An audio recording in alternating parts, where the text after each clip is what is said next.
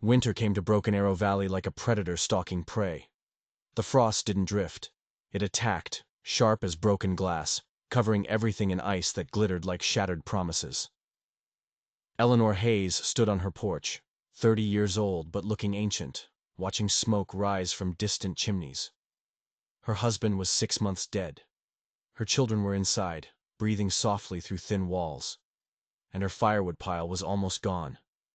She grabbed the axe with hands that shook. The first swing nearly broke her wrists, the second barely scratched the log. Pain shot through her shoulders like lightning, and her eyes burned with tears she refused to shed. Then the air changed. Someone was watching. A giant emerged from the tree line. Tala Redhawk stood 7 feet tall, shirtless in freezing weather, carrying timber on one shoulder, like it weighed nothing. His skin was bronze even in winter's bite, his eyes dark as midnight, and he moved like a shadow that had learned to walk. Eleanor's breath caught, not from fear, but from something she couldn't name, something dangerous. He dropped the wood near her pile without asking, picked up her axe without permission, split 20 logs in 60 seconds while she stood frozen, pride and gratitude warring inside her chest. When she finally whispered, "You don't have to," he didn't even pause. "Cold is cruel," he said, his voice like gravel scraping stone. "Wood is needed." Then he walked away before she could thank him, vanishing into the trees like smoke dissolving into air. Eleanor stared after him, heart pounding for reasons she didn't understand. Inside the cabin, her daughter Lydia whispered, "Was it the giant man again?" Eleanor touched the stacked wood, feeling the strength in each piece. "His name is Tala," she said softly. But what she didn't say was this. Something had just shifted in her world, and she didn't know if it would save her or destroy her. Because across the valley, Tala stood on a ridge, watching her cabin, feeling something stir inside him that he'd buried years ago. Something that terrified him more than any winter storm. Something that felt like hope. And hope, he knew, was the most dangerous thing a dead man could feel. The next morning, Eleanor woke before dawn to find fresh meat hanging from her porch. 3 rabbits, cleaned and ready, with no note, no explanation. Just Tala's silent generosity appearing like magic. Her son Caleb's eyes went wide. How did he know we needed food? Eleanor had no answer. But that afternoon, when she went to the river to dig for roots, Tala appeared again, this time carrying herbs she'd never seen before. "For the boy's hand," he murmured, placing them in her basket before she could respond. Caleb had injured himself chopping wood, and the wound wasn't healing right. Somehow, Tala knew. "How do you always know what we need?" Eleanor asked, voice trembling. Tala's jaw tightened. For a moment, she thought he might actually answer. Then he turned and walked away, leaving her question hanging in the frozen air like abandoned breath. That night, Eleanor lay awake, thinking about the mystery of Tala Redhawk. The settlement whispered about him. Some called him noble, others called him dangerous, but everyone agreed he was alone. Completely, utterly alone. No family, no friends. Just him and the wilderness and whatever ghosts he carried in the silence behind his eyes. She didn't know yet that those ghosts had names. Didn't know that Tala's silence wasn't coldness. It was survival. Didn't know that every time he helped her, he was fighting a war inside himself between the man he used to be and the corpse he'd become. But she was about to find out. Because the very next day, everything changed. Douglas Avery appeared at her door, hat in hand, wearing his finest coat despite the mud. He was the settlement's richest trader, handsome in a polished way, confident in the manner of men who'd never truly suffered. "Mrs. Hayes," he said with practiced charm, "I heard about your struggles. A widow shouldn't face winter alone." Eleanor's stomach clenched. She knew what was coming. "I'd like to court you," Douglas continued, stepping closer. "Your children need a father. You need security. I can provide both." "I'm managing fine," Eleanor said, trying to keep her voice steady. Douglas's smile never wavered. Are you? Because I see a woman one bad storm away from losing everything. I see children growing thin. I see a cabin held together by borrowed time. He paused, letting his words sink in like poison. And I see you accepting help from a savage who lives in the woods like an animal. Eleanor's spine straightened. Don't call him that. Why not? Douglas laughed. That's what he is. A man with no family, no home, no past anyone knows about. You're letting him near your children, Eleanor. People are talking. Let them talk. Douglas's expression hardened. You're making a mistake. That Indian will disappoint you. They always do. But when he's gone, I'll still be here, offering you everything you need. He tipped his hat. Think about it. After he left, Eleanor stood shaking with rage she couldn't express. But beneath the anger was something worse. Doubt. A tiny, poisonous seed of doubt about whether she was making the right choices, about whether Tala's help was genuine or if he'd vanish the moment things got difficult. That seed was about to sprout into something terrible. Because that very night, Tala stopped coming. 3 days passed. Then 4. Eleanor told herself it didn't matter, that she'd never depended on him anyway. But her firewood dwindled. Her food supplies shrank. Caleb's hand grew worse despite the herbs, and Lydia started asking, "Where's the giant man?" Every evening at dusk. Eleanor had no answer.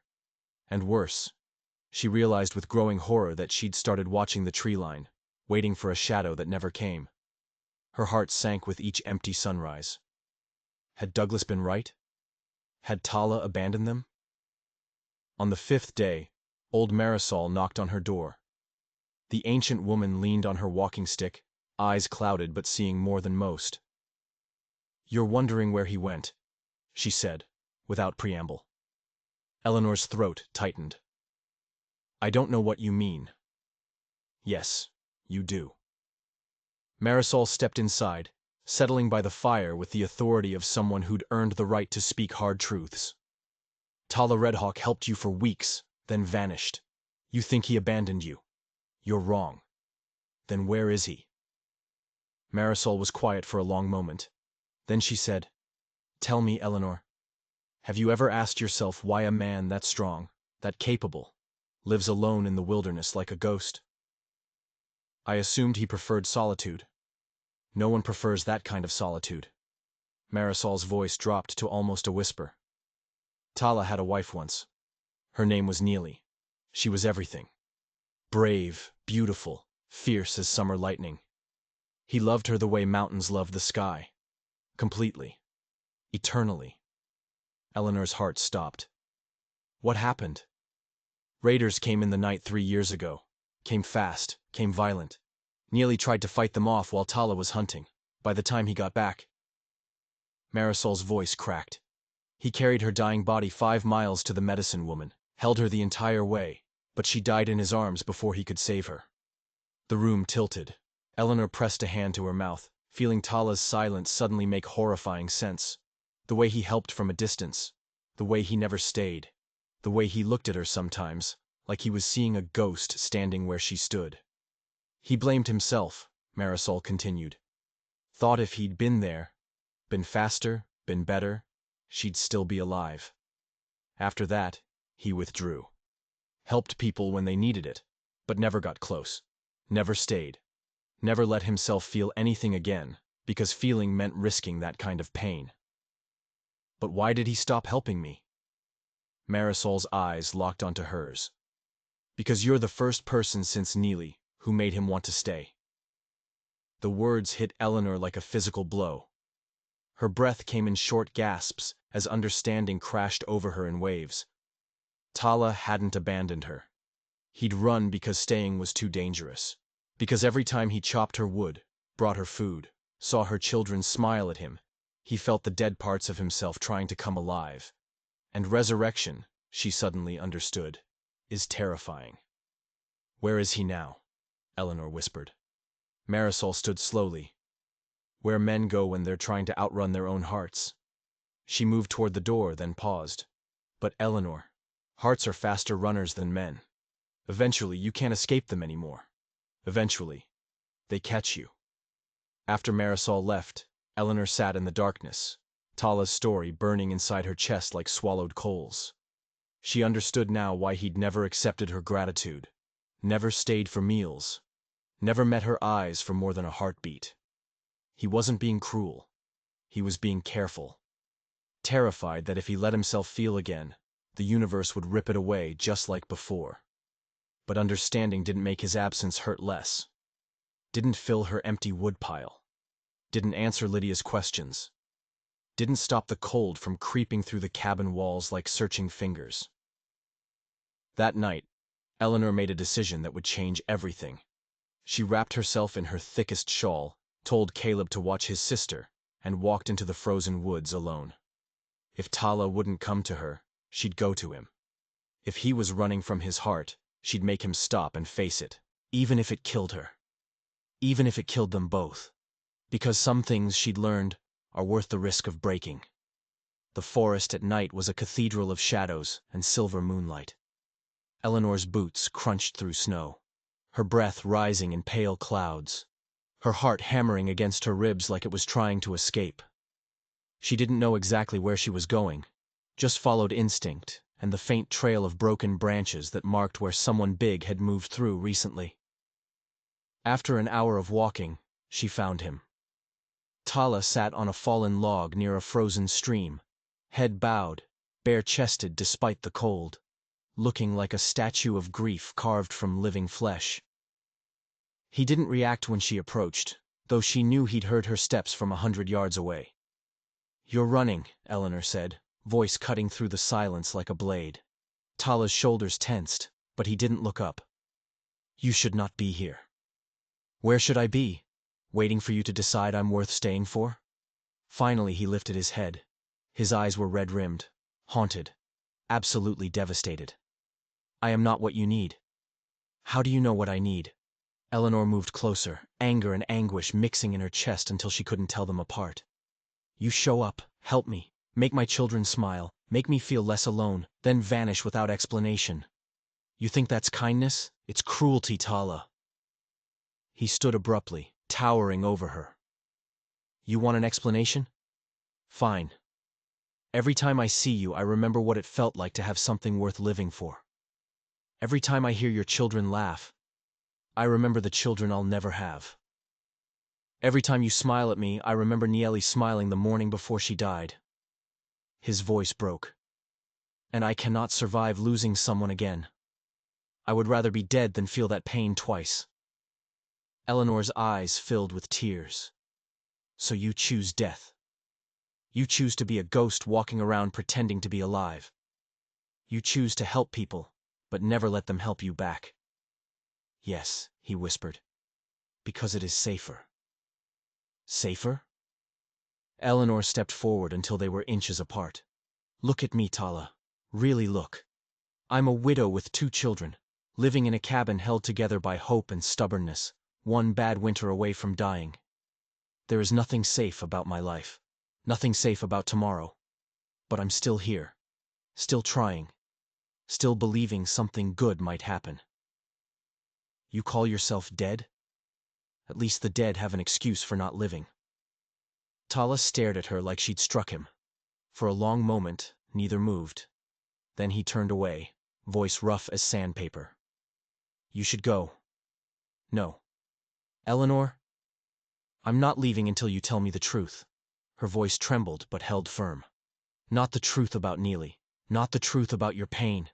The truth about right now. About why you helped me. About why you ran. About what you feel when you look at me." Silence stretched between them like a rope pulled taut, ready to snap. Then Tala's control shattered.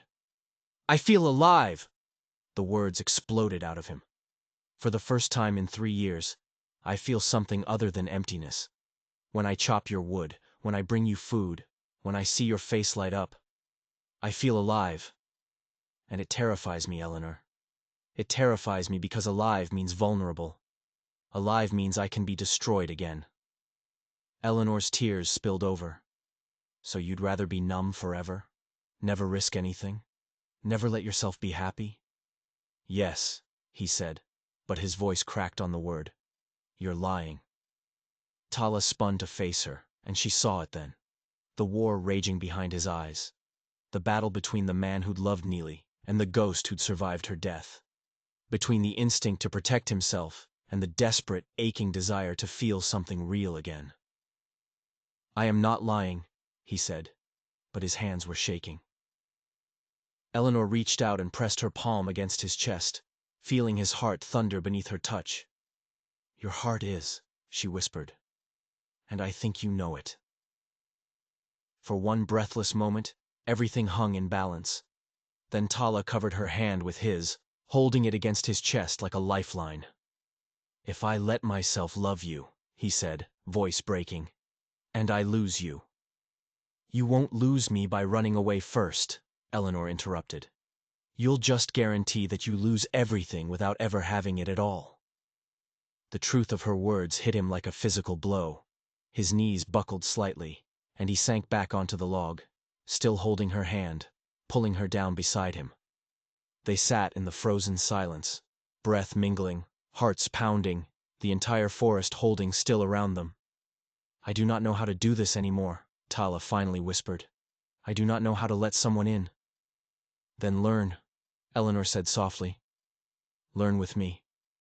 One day at a time, one moment at a time. You don't have to be perfect. You just have to try." Tala looked at her then, really looked, without the walls, without the armor, and something ancient and broken inside him began, finally, to heal. "What if I fail? Then we fail together." She squeezed his hand. "But what if you don't? What if this time the story ends differently?" He closed his eyes, and when he opened them again, they were wet with tears he'd been holding back for years. "I'm afraid." "So am I," Eleanor admitted. "I'm terrified, but I'm more afraid of never trying. Of dying alone because I was too scared to live." The words settled between them like snow covering old scars. Then, slowly, Tala pulled her close, wrapping his massive arms around her with a gentleness that made her heart break and heal simultaneously. She pressed her face against his chest, feeling his heart thunder against her cheek, and for the first time since her husband died, she felt safe. Not because Tala was strong, but because Tala was real. They sat like that for a long time, two broken people holding each other together in the frozen darkness. Finally Tala spoke. "I do not know if I can be a father to your children." "You don't have to know yet," Eleanor whispered. "Just come back. Just stay. Just try." Tala was quiet for another moment. Then he said three words that changed everything. "I will try." They walked back to Eleanor's cabin together, moving slowly through the moonlit forest. Neither spoke, but their hands stayed linked, fingers intertwined, warmth spreading between them despite the cold. When they reached her porch, Caleb opened the door, eyes going wide at the sight of Tala. "You came back," the boy whispered. Tala knelt slowly, bringing himself to eye level. "I am sorry I left," he said, voice rough with emotion. "I was afraid, but I am done running." Caleb's face split into a grin so wide it could have lit the valley. Behind him, Lydia peeked out, saw Tala, and launched herself at him with a squeal of joy. Tala caught her automatically, and Eleanor watched as the giant man who'd been dead for 3 years held her daughter close, his eyes squeezing shut, his shoulders shaking with silent sobs. And Eleanor knew, whatever came next, whatever challenges they faced, they'd face them together. But the universe, as it turns out, wasn't done testing them yet. Not even close. Because 3 days later, everything exploded. It started with a scream. Eleanor was preparing breakfast when she heard it. A woman's voice, sharp with terror, coming from the settlement center. She dropped the pan, grabbed Caleb's hand, and ran outside. Half the valley was already gathering, pointing toward the eastern ridge. Smoke. Thick, black smoke rising in columns. "Raiders!" someone shouted. "A whole band of them coming fast!" Eleanor's blood turned to ice. Raiders had killed Tala's wife. Raiders had destroyed entire settlements before. And now they were coming here. Tala appeared at her side so quickly she gasped. His face was stone, his eyes burning with something primal and dangerous. "Get inside," he commanded. "Bar the door. Do not open it for anyone but me." "Tala!" "Now!" His voice cracked like thunder. Eleanor hesitated, torn between fear and fury. Then Douglas Avery's voice rang out. "We need to evacuate. Head for the canyon shelter." "No," Tala said, stepping forward. "The canyon is a trap. If they catch you there, you will all die." Douglas's face reddened. "And what would you know about it, savage? You live in the woods like an animal. We need real leadership, not—" "I know because I have fought raiders before," Tala interrupted, voice deadly calm. "I know because I have seen what they do to people who run blindly into canyons with one exit. I know because 3 years ago I lost everything because I was not there to fight them." The settlement fell silent. Douglas opened his mouth, closed it, then sneered. "You failed once. Why should we trust you now?" Tala's jaw tightened, but before he could respond, Eleanor stepped forward. "Because he's right," she said, voice carrying across the crowd. "And because running blindly is how people die. We need a plan." Douglas turned his sneer on her. "Of course you'd defend him. Everyone knows you've been letting him into your cabin. Into your bed, probably." Tala moved so fast, Douglas didn't see it coming. One moment, Tala was standing still. The next, he had Douglas lifted off the ground by his collar, feet dangling, eyes wide with terror. "Speak about her that way again," Tala said softly, "and I will break every bone in your body one at a time." "Tala!" Eleanor grabbed his arm. "Put him down! We don't have time for this!" For a moment, she thought he wouldn't listen. Then, slowly, Tala lowered Douglas back to the ground.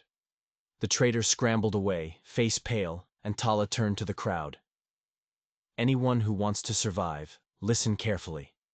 We have maybe 30 minutes before they reach the valley. Here is what we do." He outlined a plan with military precision. Split into 3 groups, fortify the main buildings, create false trails leading away from the settlement, position fighters at choke points, hide the children and elderly in the root cellars. It was brilliant, efficient, and terrifying in how clearly it revealed that Tala had done this before, many times before. The settlement moved into action.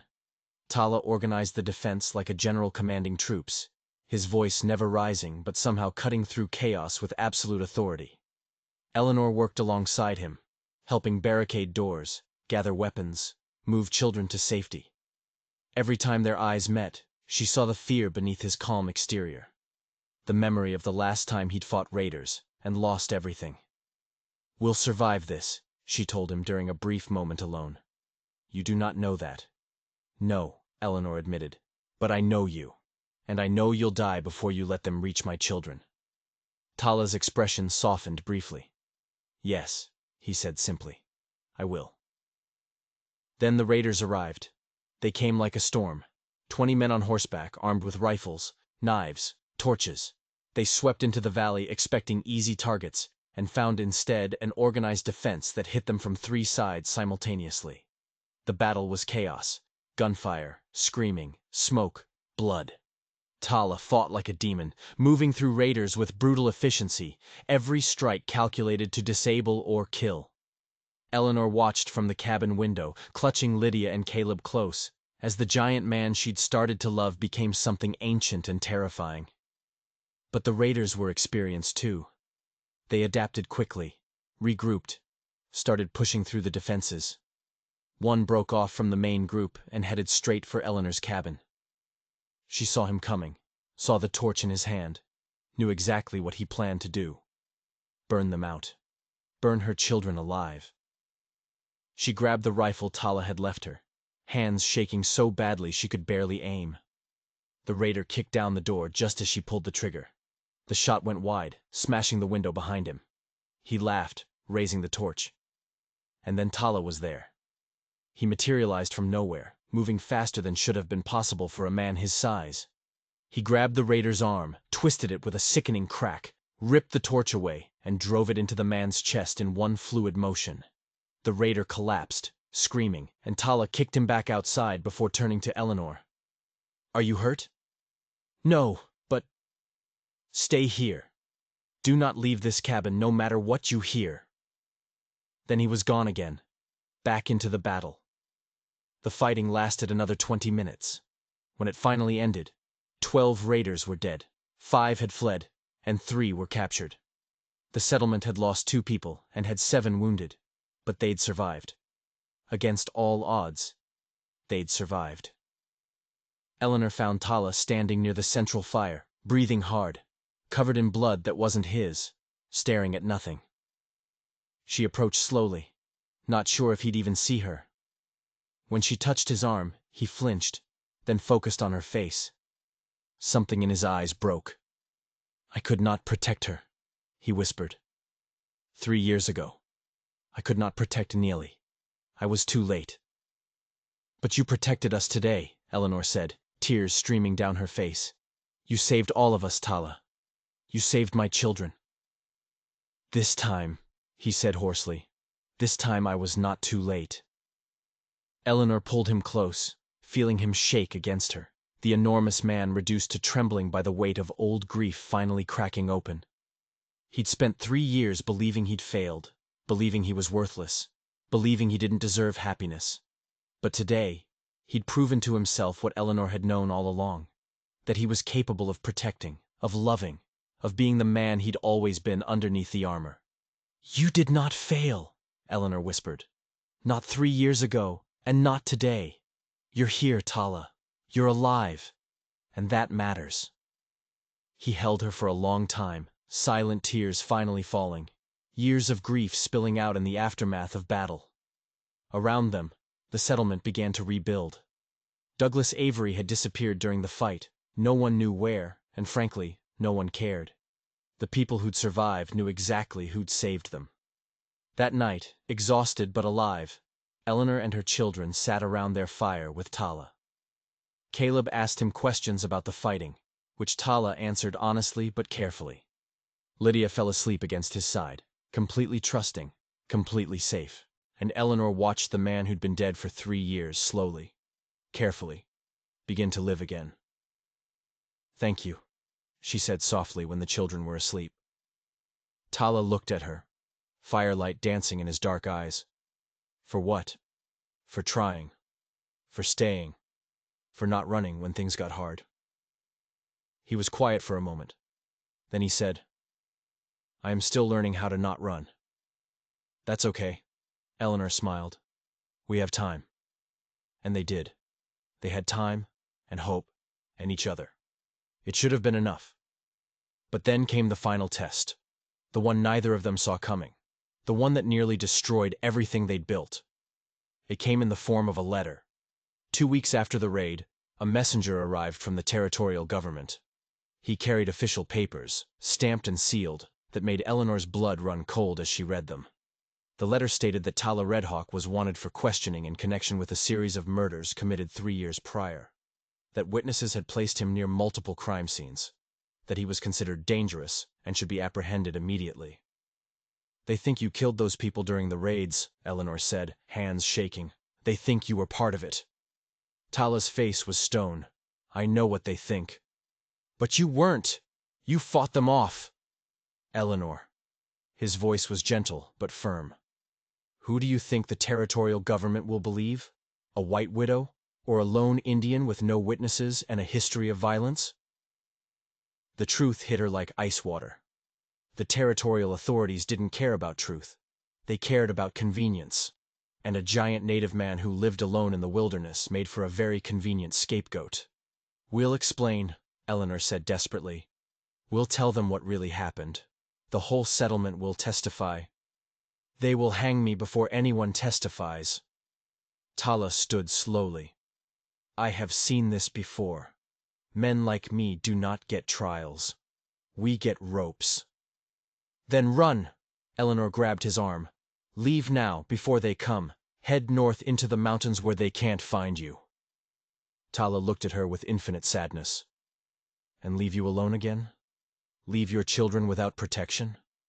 Leave the settlement vulnerable? Better that than dead." "Is it?" He cupped her face gently. "I spent 3 years running, Eleanor. Running from pain, from connection, from life itself. I am done running. If they come for me, I will face them. And I will tell the truth, whether they believe it or not. Eleanor wanted to scream, to rage, to somehow rewrite reality, so that the universe would stop punishing good people for being good. But before she could say anything else, horses approached. The territorial marshal had arrived, flanked by 6 armed deputies. "Tala Redhawk," the marshal called out. "You're under arrest for murder, assault, and conspiracy to commit violence against settlers. Come peacefully, or we'll take you by force." Tala stepped forward, hands raised. "I will come peacefully, but these charges are false. Tell it to the judge." The marshal signaled his men to bind Tala's wrists. "No!" Caleb burst from the cabin, running toward them. "He didn't do anything. He saved us." One deputy raised his rifle. Eleanor's heart stopped, but Tala's voice cut through the air like a blade. "Do not point that weapon at the child." Something in his tone made the deputy lower the gun immediately. Tala looked back at Eleanor and her children, his expression soft, despite the chains now locked around his wrists. "I will return," he said quietly. "I promise." Then they took him away, leaving Eleanor standing in the snow with her sobbing children, watching the man she'd finally let herself love disappear into the distance. And for the first time since her husband died, Eleanor felt truly, completely hopeless. But she'd forgotten one crucial thing. Hope isn't something that happens to you. It's something you create. And Eleanor Hayes was about to create a miracle. The first thing Eleanor did was gather every person in Broken Arrow Valley who'd witnessed the raid. She compiled statements, gathered evidence, interviewed everyone who'd seen Tala fight the raiders instead of joining them.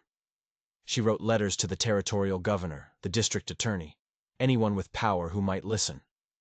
She worked 18-hour days, barely sleeping, driven by desperation and fury. Douglas Avery showed up on the 3rd day, smirking. "I heard your savage got arrested. Shame, though not entirely surprising." Eleanor looked at him with such cold rage that he actually stepped back. "Get off my property." "I came to offer help. You came to gloat. Leave. Now." Douglas's smirk faded. "You'll regret choosing him over me." "No," Eleanor said quietly. "The only thing I regret is wasting a single moment being polite to you." After he left, old Marisol appeared.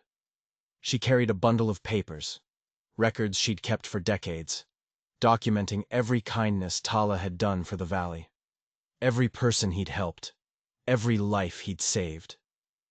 "Give them this," she said. "Truth has weight, even when justice is blind." Eleanor took the papers with shaking hands. "Thank you." "Do not thank me. Fight for him. He will not fight for himself." Marisol was right. When Eleanor finally got permission to visit Tala in the holding cell, she found him sitting in the corner, silent and resigned. He looked up when she entered, and something in his eyes broke her heart. Acceptance of his fate. "I brought evidence," Eleanor said, spreading the papers on the cell floor. "Statements from 30 people, records going back years, proof that you were fighting the raiders, not leading them." Tala didn't even look at the papers. "It will not matter." "How can you say that?" "Because I know how this ends, Eleanor. I have always known." His voice was soft, almost peaceful. "Men like me are guilty until proven innocent, and sometimes not even then." "So you're giving up?" Anger flared in Eleanor's chest. "After everything we've been through, after you finally started living again, you're just going to surrender?" "I am accepting reality." "Reality?" Eleanor knelt beside him, forcing him to look at her. "Reality is that you saved an entire settlement. Reality is that children are alive because of you. Reality is that my children love you. I love you. And if you give up now, if you let them hang an innocent man just because it's easier than fighting, then you're still running, Tala. You're just running toward death instead of away from life." Tala stared at her, and something flickered behind his eyes. Something she recognized. The spark of a man who'd forgotten he was allowed to want things, allowed to fight for himself. "I do not know how to fight this," he whispered. "Then let me fight for you," Eleanor said. "Let the settlement fight for you. Let the truth fight for you. But don't you dare give up, because I didn't pull you out of that forest just to watch you disappear into a noose." For a long moment, Tala said nothing. Then, slowly, he reached through the bars and took her hand. "Okay," he said quietly. "Okay. I will try." The trial was set for 2 weeks later. Eleanor used every second to build the case. She brought witnesses, compiled testimony, even convinced the territorial marshal to investigate the actual raider gang operating in the region, a gang that matched the descriptions of the murderers Tala was accused of being. The day of the trial, the courtroom was packed. Half the settlement had made the 3-day journey to testify.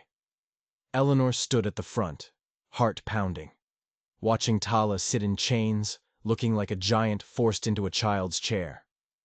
The judge, a severe man named Blackwood, stared down with obvious prejudice. The prosecution went first. They painted Tala as a savage, a violent criminal, a man with no community ties and every reason to join raiders. They ignored the evidence Eleanor had compiled. They dismissed the witnesses. They called the whole defense the desperate fantasy of a lonely widow. Eleanor wanted to scream, but she waited for her turn, hands clenched so tight her nails drew blood. When she finally stood to speak, her voice was steady. "Your Honor, I'm not going to appeal to your mercy. I'm going to appeal to your sense. Tala Redhawk is not a raider. He's the man who fought raiders. He's the man who saved 37 people 2 weeks ago. He's the man who spent 3 years helping a community that gave him nothing in return." She paused. "And I can prove it." For the next hour, she systematically dismantled the prosecution's case. She brought forward witness after witness. She presented Marisol's records. She showed scars on Tala's body, wounds from fighting raiders, not joining them. She even produced a survivor from the raid 3 years ago who identified the actual killers, none of whom were Tala. The courtroom shifted. The judge's expression changed from contempt to consideration. The prosecution began to sweat. Finally, Eleanor looked directly at Judge Blackwood. "If you hang Tala Redhawk, you hang an innocent man. And more than that, you hang a good man. One of the best men I've ever known. You asked why a widow would defend him so fiercely? Because he gave me hope when I had none. He protected my children when no one else would. He chose to live when dying would have been easier." She glanced at Tala, who was staring at her with absolute awe. "And because I love him," Eleanor said, voice breaking. "And love means fighting, even when it's hard, even when it seems impossible, especially then." The courtroom was utterly silent. Judge Blackwood stared at the papers in front of him for a long, agonizing minute.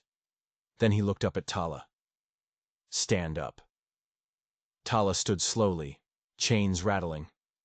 "Tala Redhawk," the judge said, "the evidence presented is compelling. More than compelling, it's overwhelming. The prosecution has failed to prove guilt beyond a reasonable doubt. In fact, they've failed to prove guilt at all." He paused. "This case is dismissed. You're free to go." The courtroom erupted. Eleanor collapsed into her seat, crying so hard she could barely breathe. Caleb and Lydia rushed forward, wrapping themselves around Tala as deputies removed his chains. And Tala, strong, silent, unbreakable Tala, knelt on the floor and wept, holding Eleanor's children like they were the only real things left in the world. When Eleanor finally reached him, he pulled her close, burying his face in her hair. "You fought for me," he whispered. "No one has ever fought for me." "I always will," Eleanor promised. "Always." They returned to Broken Arrow Valley as heroes. The settlement threw a celebration that lasted 3 days. Douglas Avery had left town during the trial and no one missed him. Marisol smiled her ancient, knowing smile. And Tala, finally, completely, let himself be part of something bigger than his grief. 1 month later, under the first warm sun of early spring, Tala knelt in Eleanor's cabin with Caleb and Lydia watching. "I do not know how to be a father," he said honestly, "but I would like to try, if you will teach me." Lydia launched herself at him immediately, laughing. Caleb followed more slowly, but with a grin that lit up the room. And Eleanor stood watching, heart so full it ached, as the giant who'd thought he was dead learned how to be alive. That night, after the children slept, Tala and Eleanor sat on the porch watching stars emerge. "I never thought I would have this again," Tala said softly. "A family. A home. A reason to keep breathing." Eleanor leaned against his shoulder. "You always had reasons. You just didn't let yourself see them." "I see them now." He looked down at her, and in his eyes she saw everything. Love, gratitude, hope, fear, all of it mixed together into something raw and real and absolutely beautiful. "Eleanor Hayes, I love you. I have loved you since the first morning I saw you struggling with firewood and too proud to ask for help. I will love you until the day I die. And if there is anything after death, I will love you there too." Eleanor's tears fell freely. "That's the most words I've ever heard you say at once." Tala smiled, a real smile, the kind that transformed his entire face. "You make me want to speak." "Good," Eleanor whispered, "because I'm going to spend the rest of my life listening." They married in the spring, surrounded by the entire settlement, with Caleb and Lydia standing as witnesses. It wasn't a traditional ceremony.